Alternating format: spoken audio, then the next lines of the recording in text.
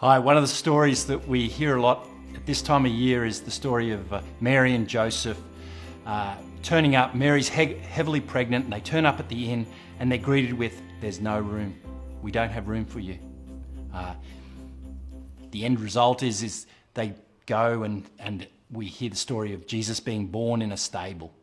How often in our lives do we think there's no room for God in our lives?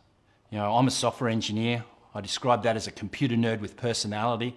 And I'm responsible for some pretty large projects, and I was responsible for this project and I was super stressed. I realised we weren't going to make it. We weren't able to deliver what was required in the timeframes required.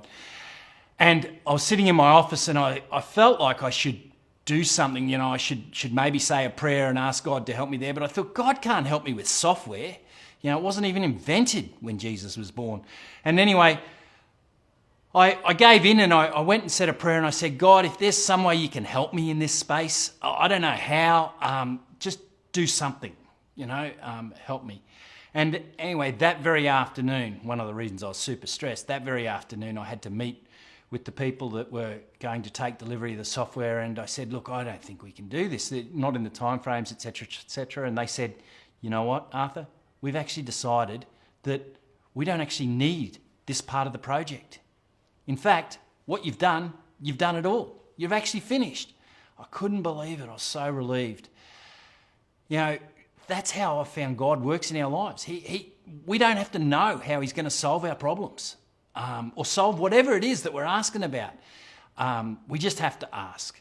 You know, for the Christians amongst us, there's areas of our life where, yes, we know about God, but there's areas where we just don't even let God come in. We might be ashamed. You know, there might be addiction, bad habits, ways of relating that we just want God to change, but we strive and try and do it ourselves. You know, and maybe you're a non-Christian. Maybe you're just new and just hearing about this God stuff for the first time. And to you, I would say, it is so easy. Our God is so gentle. All you need to do is say, give it a shot, God. If you are there, show me, prove it. Invite God in, very simply. Thanks.